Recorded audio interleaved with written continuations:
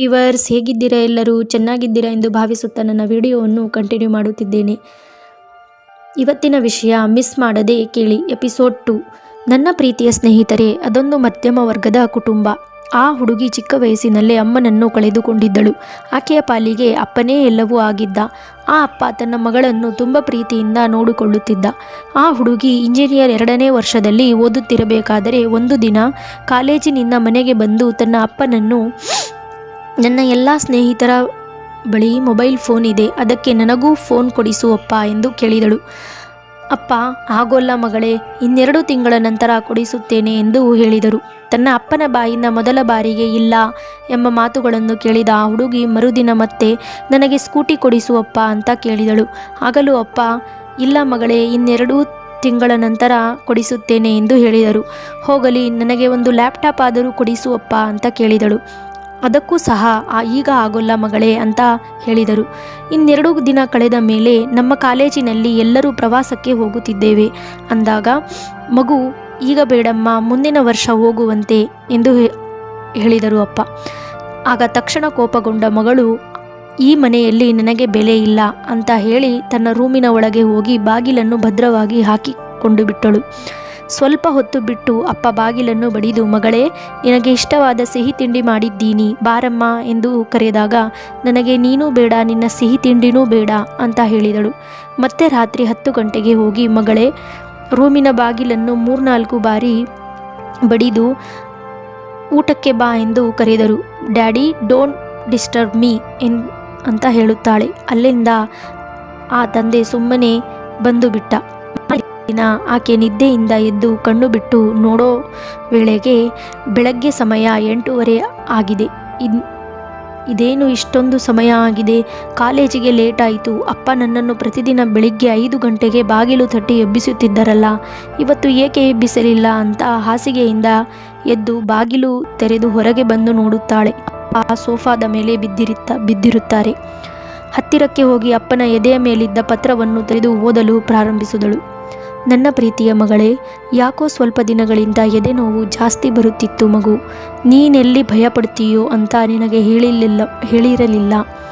ನನಗೆ ಹಗಲು ರಾತ್ರಿ ನಿನ್ನದೇ ಚಿಂತೆ.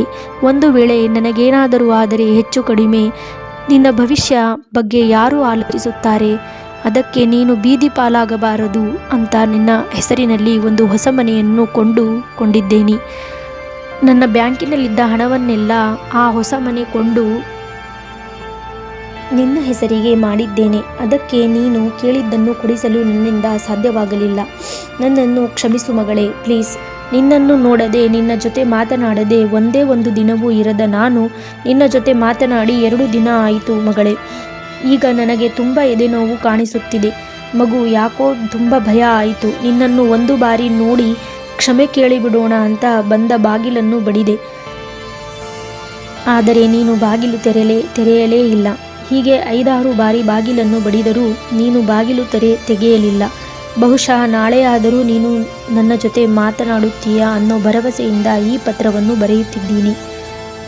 ನನ್ನನ್ನು ಕ್ಷಮಿಸು. ನೀನೇ ನನ್ನ ಪ್ರಾಣ. ನೀನೆಲ್ಲಿದ್ದರೂ ಚೆನ್ನಾಗಿರಬೇಕೆಂಬುದೇ ನನ್ನ ಆಸೆ. ನಿನ್ನ ಪ್ರೀತಿಯ ಅಪ್ಪ. ಈ ಪತ್ರವನ್ನು ಓದಿದ ತಕ್ಷಣ ಆಕೆಯ ಬಾಯಿಯಿಂದ ಶಬ್ದಗಳೇ ಬರಲಿಲ್ಲ. ಕಣ್ಣಿಂದ ಕಣ್ಣೀರು ಒಂದೇ ಸಮನೆ ಹರಿಯುತ್ತಿದೆ. ತಕ್ಷಣ ಆ ಪತ್ರವನ್ನು ಕೆಳಗೆ ಬಿಸಾಕಿ, ಅಪ್ಪ ಅಪ್ಪ ಅಂತ ಜೋರಾಗಿ ತಂದೆಯನ್ನು ಅಲುಗಾಡಿಸಿ ನೋಡಿದರೆ, ಎಲ್ಲಿದ್ದಾರೆ ಅಪ್ಪ? ಅಪ್ಪ ಸತ್ತು ಹೋಗಿದ್ದಾರೆ. ಕಣ್ಣು ಬಿಟ್ಟು ನನ್ನ ಜೊತೆ ಮಾತಾಡಪ್ಪ ಅಂತ ಬಿಕ್ಕಳಿಸಿ ಅಳುತ್ತಾಳೆ. ನನ್ನ ಪ್ರೀತಿಯ ಯುವ ಮಿತ್ರರೇ, ಈ ಜಗತ್ತಿನಲ್ಲಿ ಯಾರೂ ನಿಜವಾದ ಭಾಗ್ಯವಂತರು ಗೊತ್ತಾ? ಹಣ ಇರುವವರಲ್ಲ, ಆಸ್ತಿ ಇರುವವರಲ್ಲ, ಜ್ಞಾನ ಇರುವವರಲ್ಲ. ಯಾರಿಗೆ ತಂದೆ ತಾಯಿ ಇರುತ್ತಾರೋ ಅವರೇ ಈ ಜಗತ್ತಿನಲ್ಲಿ ನಿಜವಾದಂತಹ ಭಾಗ್ಯವಂತರು.